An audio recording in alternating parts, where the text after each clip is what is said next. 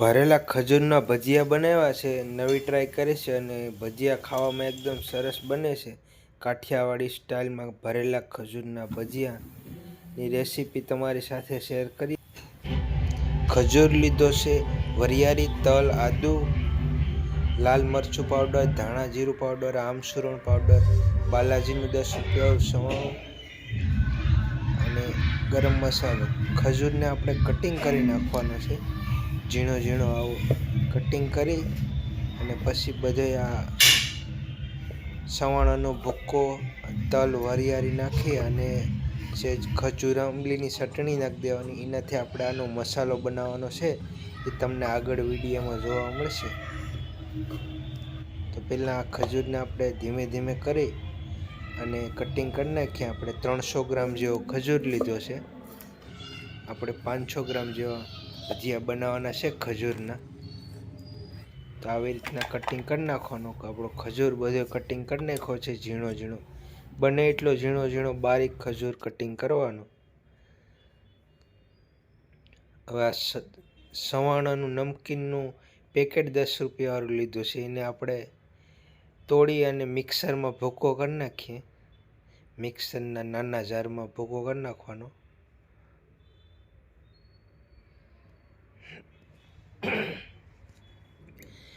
તો આવી રીતે સવાણાનો ભૂકો કરી નાખ્યો છે.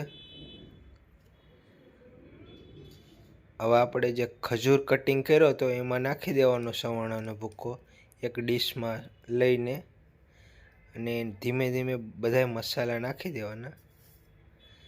સવાણાનો ભૂકો નાખી દીધો છે આપણે. આ 1 ચમચી જેવા તલ નાખ્યા છે, 1 ચમચી જેટલી વરિયાળી નાખી છે, ધાણા જીરું પાવડર 1 ચમચી નાખ્યો છે, આ સિંગદાણાનો ભૂકો 1 ચમચી નાખ્યો છે, સ્વાદ પ્રમાણે નમક નાખ્યો છે 5 ગ્રામ જેવું 1 ચમચી, લાલ મરચું પાવડર નાખ્યો છે આપણે 1 ચમચી, અને આ આમસૂરણ પાવડર નાખ્યો છે. જે ખટાશ લાગે એનાથી સારો ટેસ્ટ આવે, આમસૂરણ નાખી દેવાનું. 1 ચમચી આમસૂરણ પાવડર નાખ્યો છે, અને ગરમ મસાલો નાખ્યો છે 1 ચમચી ગરમ મસાલો નાખી દેવાનો. અને આદુ આપણે 1 ચમચી જેટલું આપણે સીણી નાખીએ, ઝીણી ઝીણી પેસ્ટ કરી નાખીએ ખમણીની. આદુની પેસ્ટ 1 ચમચી નાખી દેવાની.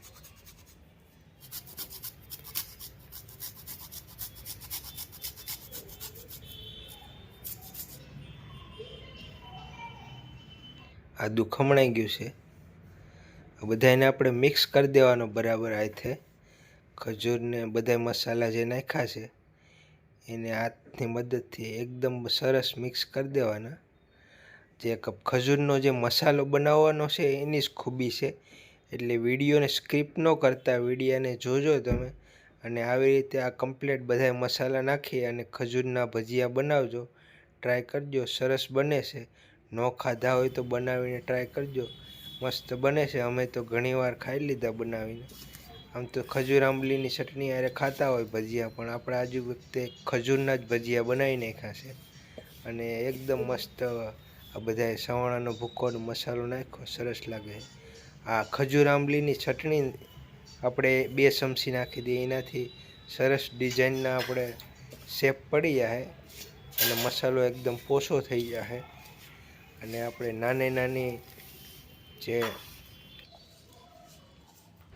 ઊંધિયામાં ઢોકળી વાળતા હોય એવી રીતના નાની નાની ઢોકળી વાળી દે. હું મુઠિયા નાના નાના બનાવી નાખશું. જો આવી રીતના મસાલો બને છે. હજી મસાલો થોડોક હજી મિક્સ કરીએ. મસાલો મિક્સ કરવાની જ ખૂબી છે, એટલે બરાબર મિક્સ કરી દેવાનો મસાલો હાથની મદદથી. 2-4 મિનિટ મિક્સ કરી દેવાનો, એકદમ ખજૂર ઢીલો પડી જાય ત્યાં સુધી. અને આપણો મસાલો હવે બનવા તૈયાર થઈ ગયો છે. પછી આપણે આને આવી રીતના ડિઝાઇન આપી દેવાની. હવે નાની નાની ઢોકળી બનાવીએ એ રીતના હાથથી આ ભજીયા બનાવી દેવાના. અને આને આપણે પછી બને એટલા નાના રાખવાના, એટલે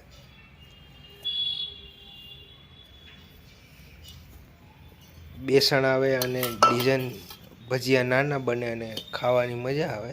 વધારે ક્વોન્ટિટી બને ઘરમાં બનાવવાના હોય તો 3-4 સભ્ય હોય તો એટલા ભજીયા 500-700 ગ્રામ એ મસ્ત નાસ્તો થઈ જાય અને નવીન આઈટમ થઈ જાય.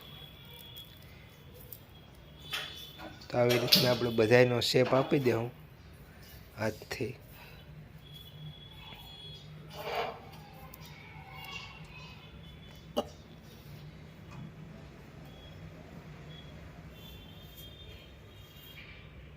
તો આવી રીતના આપણે એટલા ભજીયા બનાવ્યા છે અને 300 ગ્રામ જેટલું બેસન લીધું છે. બેસણ સારી ક્વોલિટીનું લેવાનું તો જ ભજીયા સારા બનશે. આમાં 2 ચમચી નમક એટલે 5 ગ્રામ નમક 5 ગ્રામ જેવું નમક નાખ્યું છે આમાં આપણે. ને આ ખાવાના સોડા છે, સોડા આપણે 2 ચપટી ગ્રામ નાખીએ છીએ, અંદાજે 2 ગ્રામ જેવા નાખીએ છીએ અંદાજે. નાની ચમચી અડધી નાખવાની, વધારે નહીં નાખવાના. ઓછા સોડા નાખી દીધા છે અને હવે આપણે પાણી નાખીએ છીએ. પાણી આ નાખી લોટને પેલા સારી લેવાનો, અડધો ગ્લાસ પેલા નાખવાનું, વધારે નહીં નાખવાનું. એટલે બને એટલું જેમ જોઈએ પેલા જાડું બેટર રાખવાનું. આછું થઈ જાય તો પાછો લોટ નાખવો પડશે. એટલે બને એટલા પેલા જાડું બેટર રાખીને બનાવી દેવાનું. પછી જેમ જોઈએ જાડું રાખવાનું, પાણી નાખતું જવાનું. પછી જોઈએ એમ પાણી નાખતું જવાનું. આપણે આને બરાબર મિક્સ કરી લઈએ. તો આપણું પેલા જાડું બેટર થઈ ગયું, જરૂર પ્રમાણે પાણી નાખી દેવાનું અને આ બેટર બની ગયું છે. તો આવી રીતના જરૂર પ્રમાણે પછી પાણી નાખી દેવાનું. એટલે સેજ પતલું હજી આમાં બેટર થઈ જાય. આપણે જેવું કન્ડિશનમાં જોઈએ એ રીતના પાણી નાખી દઈએ, બરાબર ફેટી નાખવાનું.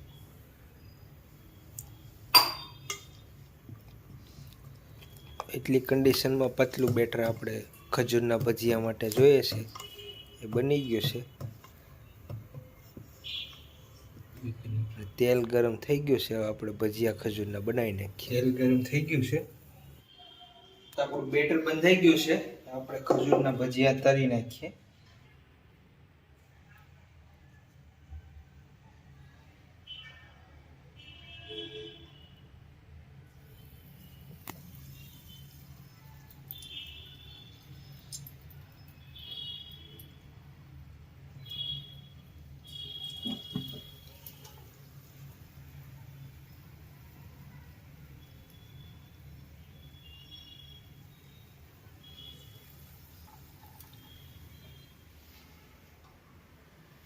એક પછી એક આવી રીતના નાખતા જવાના ભજીયા, ભરેલા ખજૂરના ભજીયા.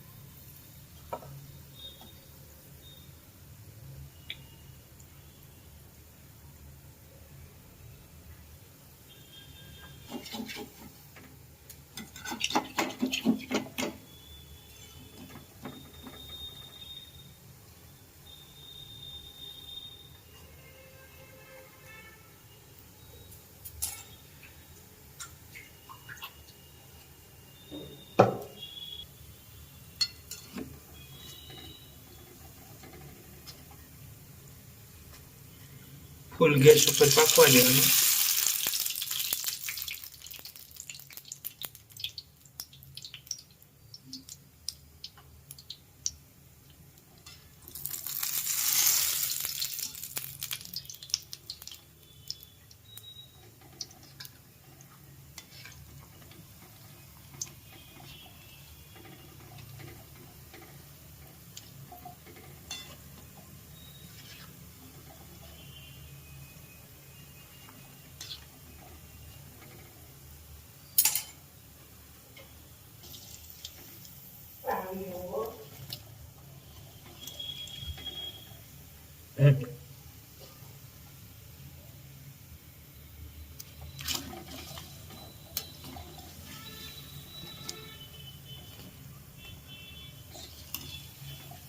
પાકવા દેવાના બરાબર 3-4 મિનિટ. એકદમ મસ્ત ખજૂરના ભજીયા બન્યા છે. સેજ ગોલ્ડન થવા દેવાના.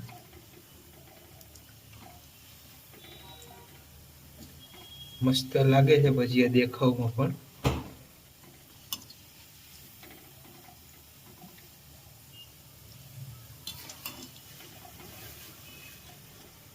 તમે પણ ભરેલા ખજૂરના ભજીયાની ટ્રાય કરજો. અને ચેનલમાં નવા હોય તો ચેનલને સબસ્ક્રાઈબ કરવાનું ના ભૂલતા. લાઈક કરજો અને કાંઈ પણ પ્રશ્ન હોય તો કોમેન્ટ કરજો. હજી આપણે આને 2 મિનિટ પાકવા દેવું.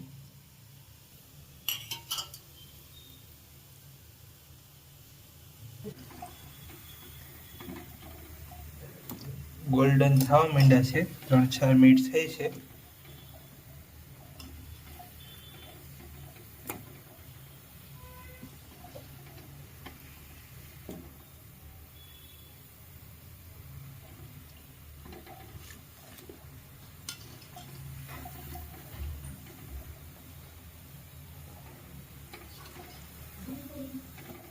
હજી સેજ કડક થવા દે. જેટલા કડક ભજીયા થાય ને એટલે જ ભજીયા ખાવાની મજા આવશે.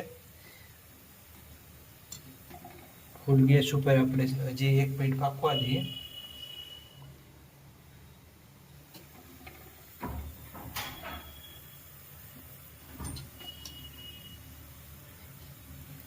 તો આપણા ભજીયા પાકી ગયા છે.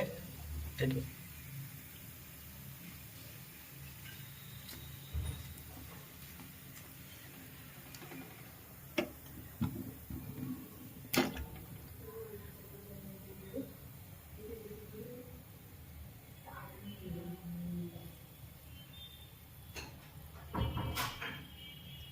તો એટલા આપણે આવી રીતના પકાવવાના. સેજ ગોલ્ડન થવા દેવાના. ખજૂરના ભજીયા પાકી ગયા છે. હવે કાઢી લઈએ.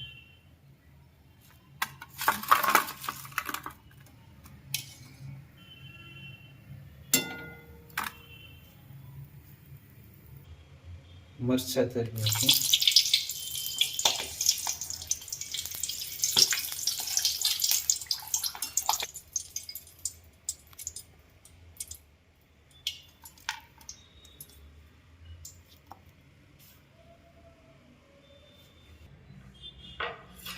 આ દહીં નાખીએ છીએ ચટણી માટે.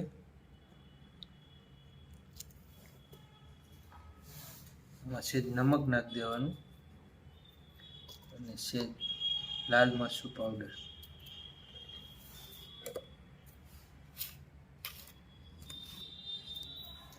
આપણે એક કાપીને બતાવો કેવો અંદરથી બને દેખાય છે.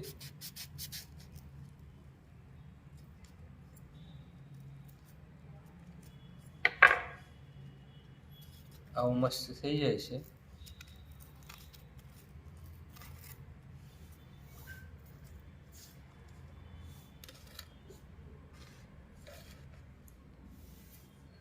તો આવી રીતે તમે ખજૂરના ભજીયાની ટ્રાય કરજો અને સરસ બનશે.